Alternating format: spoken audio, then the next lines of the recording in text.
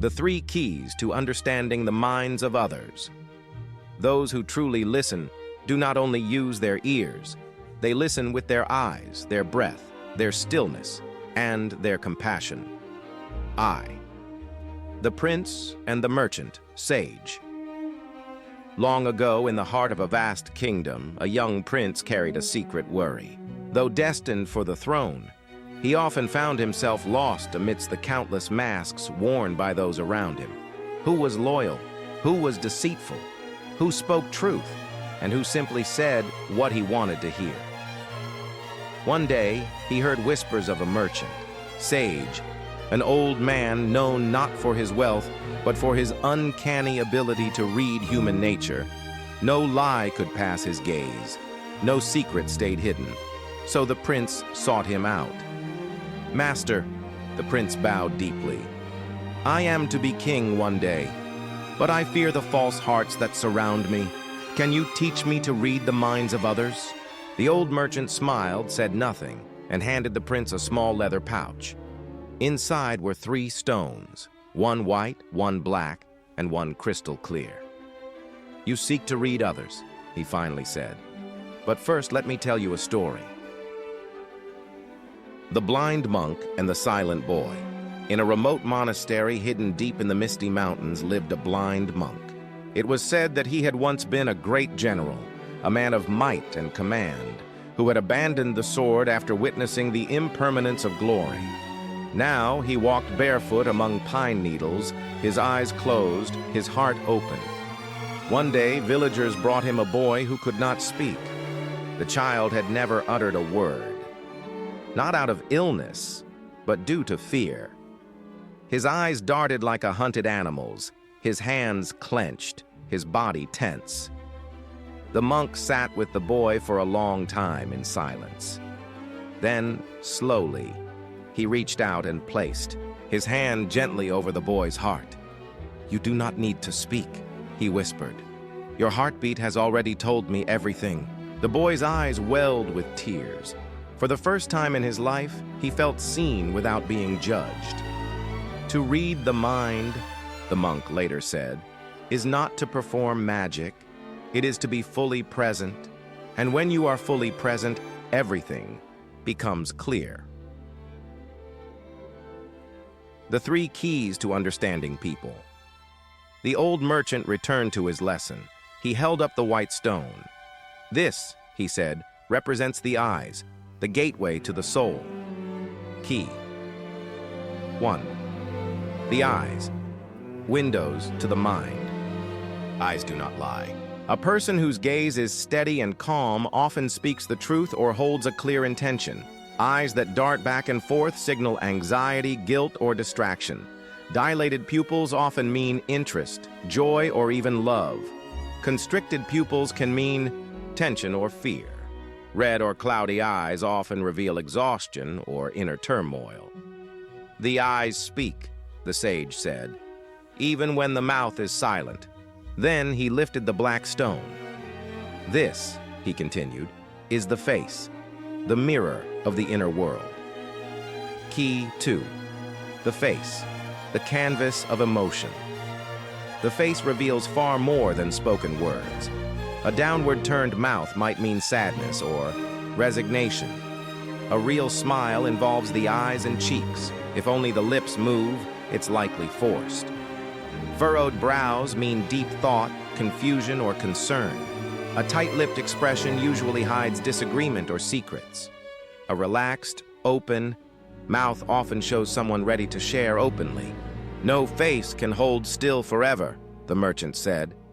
Eventually, the truth breaks through. Finally, he held the clear stone. "And this," he said, "represents stillness, the invisible language of the body." Key 3.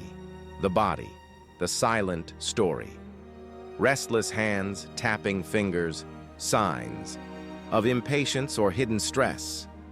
Crossed arms, self-protection or disagreement. Leaning in, interest, openness. Stepping back, uncertainty or fear. Touching the face, thinking deeply or hiding emotion. "The body never stops speaking," the merchant said. You only need to listen. 4. A story from the Buddha's time one day, King Pasenadi of Kosala asked the Buddha, "How can I know which of my ministers is loyal and which one schemes in silence?" The Buddha replied, "Be still. Invite them not with command, but with presence. Then observe their breath as you arrive. Watch how their shoulders rise. Feel the pause in their voice. See their eyes when they greet you. What you seek is not in their words, it is in their energy. Silence," the Buddha added, "is not the absence of sound. It is the space where truth is heard." 5. The Prince's Revelation. The merchant, sage, looked into the prince's eyes. "You now hold the 3 keys," he said, "but they are useless without the door." "What door?" the prince asked. The old man leaned in, his voice soft. "The door is your own stillness. The calmer your mind, the clearer others become. But if your heart is stormy, everything you see will be clouded. Start with knowing your own fears, your own attachments. Only then will the signs of others become readable." 6. A final test before the prince left, the merchant said, "Let me ask you, what did I think of you when you first arrived?" The prince blinked. "That I was young, proud, and uncertain." The sage nodded. "Correct. And how did you know?" The prince smiled. "Because I saw it in your eyes. They softened when I bowed, and they narrowed when I spoke hastily. You gave me the answer through silence." Conclusion. True perception is compassionate stillness. To understand the thoughts of others is not to play a guessing game. It is to practice deep presence, to observe without judgment, and to listen without interruption. The eyes show what is hidden. The face reflects what is felt. The body tells what is not spoken. And the heart, your heart, must be still enough to hear it all. The 2 market stalls, a grandfather's business wisdom. Intro, slow and reflective tone. When I was young, I believed success was about being the smartest person in the room. I thought making money came down to luck, talent, or having the right connections. That all changed one summer when I was sent to live with my grandfather. My parents called it a break from the city, but now, years later, I know it was the most important lesson in business I ever received. Part 1. The journey begins. His name was Samuel Morgan, a quiet man who owned a humble shop in a sleepy rural town. He sold everything from screws to seeds, ropes to radios. The store was old, dusty, and packed from floor to ceiling with things that at first glance looked outdated and irrelevant. Yo, a city-born teenager obsessed with fast money and flashy brands, couldn't understand why he still worked every day in that old store when he could have retired. One morning I asked him bluntly, "Grandpa, if you've worked so hard your whole life, why aren't you rich?" He didn't get mad.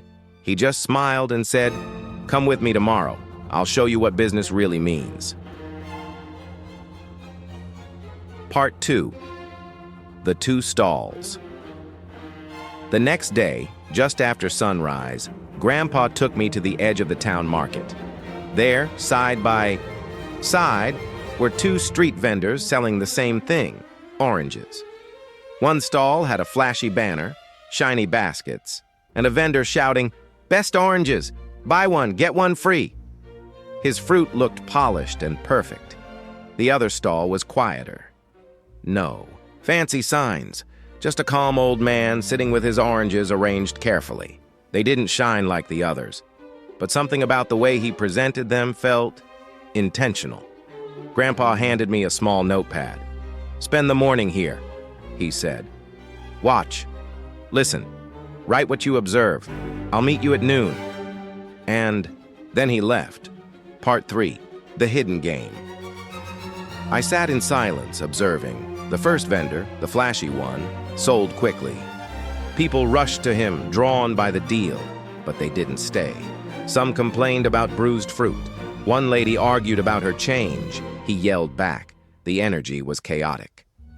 The second vendor moved slowly. He greeted each customer by name, asked about their family. Sometimes they didn't even buy anything, but they stayed, they smiled, they talked. At one point, a woman approached the quiet stall. She asked, "Your oranges are more expensive. Why should I buy from you?" The old man replied gently, "Because I picked them myself before sunrise. I don't sell fruit, I sell the taste of care." She bought 3 bags. Part 4, the debrief. At noon, Grandpa returned. "So," he asked, "what did you see?" I told him everything. He nodded. "Let me ask you, who made more money today?" "The first one, obviously," I said. "Are you sure?" He took me behind the stalls, where both vendors were now resting. Turns out, the flashy vendor had to throw out 1/3 of his stock due to spoilage. He underpriced to compete. His profit was thin. The quiet vendor? He sold less. But every orange was premium, no waste, higher margins, and every customer promised to return. Grandpa looked at me and said, "Business is not about selling more. It's about selling better." Part 5, the bigger lesson. That afternoon, we sat on the porch of his old shop. The sunset painted everything gold. He turned to me. "You asked why I'm not rich," he said. "But what you really meant was, why don't I look rich?" He continued, "Son, business is not a sprint. It's a lifetime marathon. Everyone wants quick money, fast results, viral success, but that's not business. That's gambling." Then he leaned in.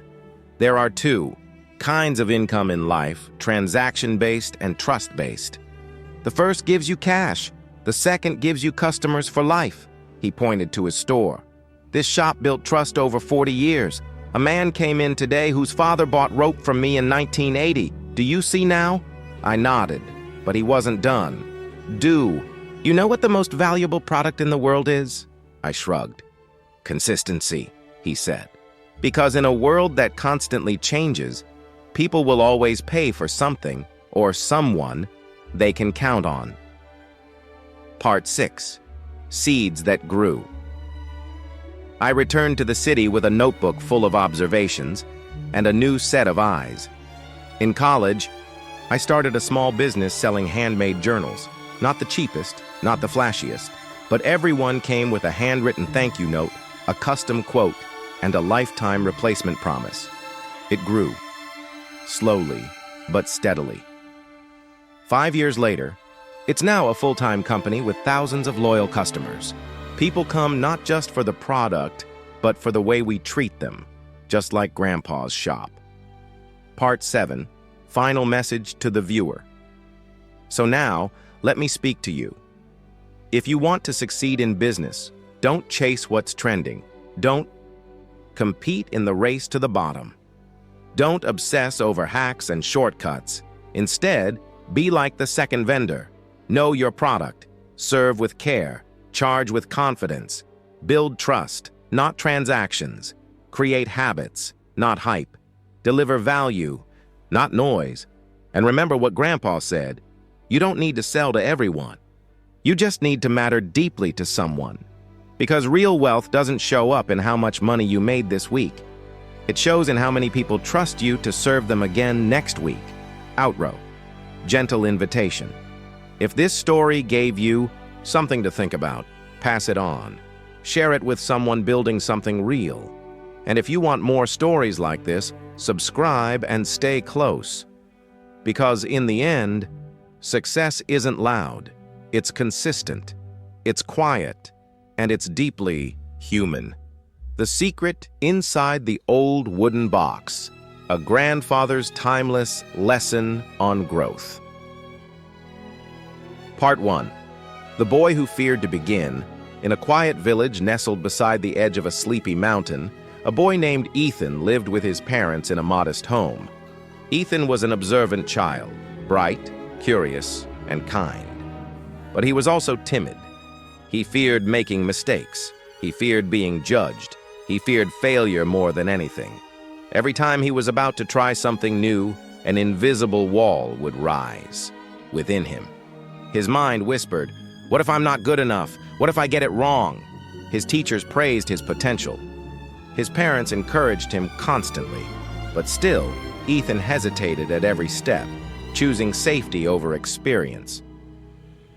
One summer, his parents sent him to the countryside to spend time with his grandfather, a retired carpenter who had built houses, toys, and even cradles for the village children. His hands were rough like tree bark, but his eyes were warm like late spring sunlight. When Ethan arrived, the old man welcomed him with a simple smile and a long hug. Over the next few days, they talked, laughed, picked fruits, and watched the clouds roll across the mountains. On the 5th day, as they sat on a wooden bench outside the workshop, Ethan finally spoke the question that had been weighing on his heart.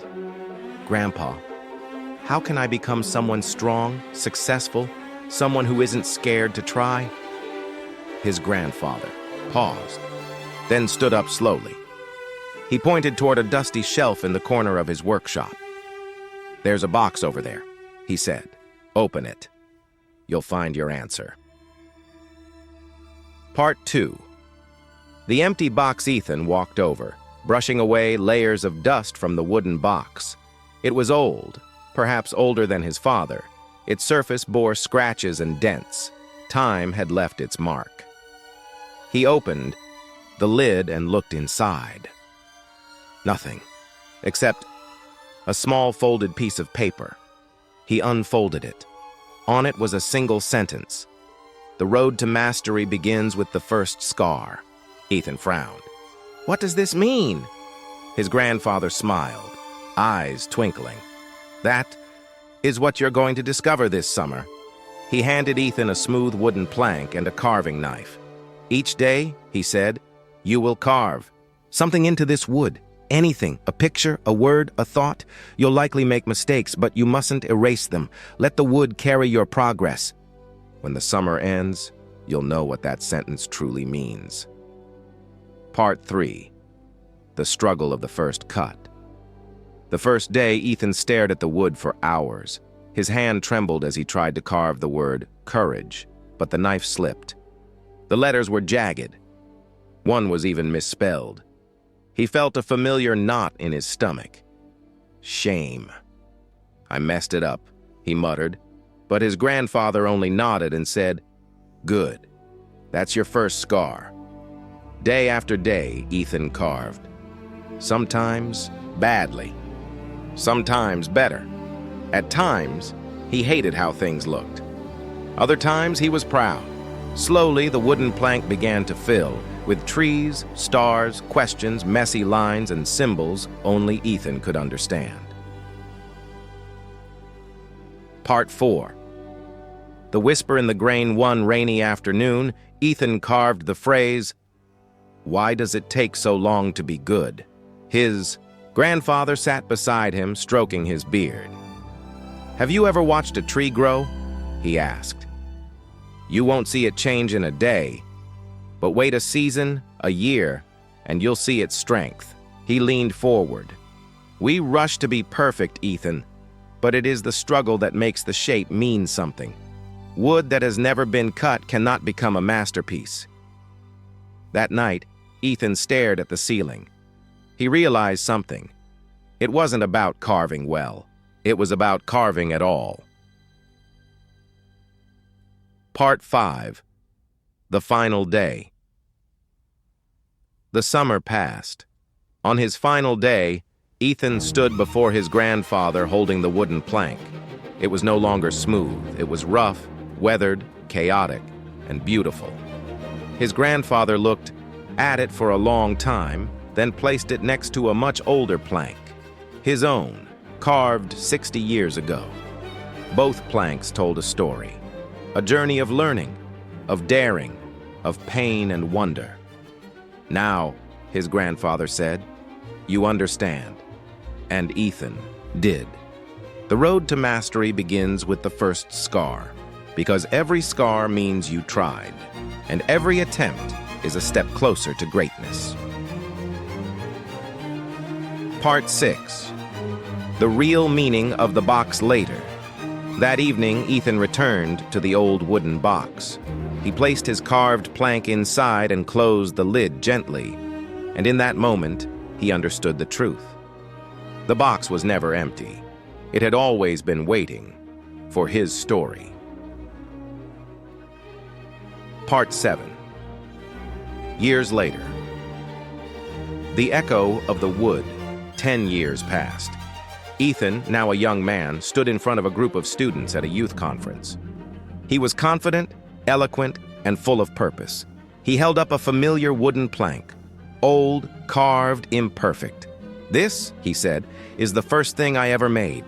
It's not beautiful, but it's mine. Every mistake taught me something. Every cut was worth it." He looked out at the young faces in the audience. You don't need to be perfect. You just need to begin. Success isn't about never falling. It's about carving forward even when your hands shake. Part 8. Message to the heart. Spoken to the viewer. So now let me speak to you, the one watching this. Maybe you've been stuck. Maybe you've been waiting for the right moment, the perfect idea, the guarantee of success. But the truth is, that moment never comes. Not unless you begin carving your own story. You will make mistakes. You will stumble. And that's exactly how it should be. Because like wood, your soul becomes strong not by avoiding pain, but by enduring it and shaping it into something meaningful. Your fears? They're just uncarved wood. Your failures? They're not flaws. They are the design of your becoming. Don't be the empty box. Be the box that holds your journey. Start now. Carve, scar, learn. And one day you will look back and smile at the masterpiece you've become. Outro. Call to action. If this story resonated with you, share it with someone who needs encouragement. And don't forget to subscribe for more stories that speak to the heart, because sometimes all we need is a little reminder that the journey is worth beginning. End screen. Your scars are not your shame, they are your strength.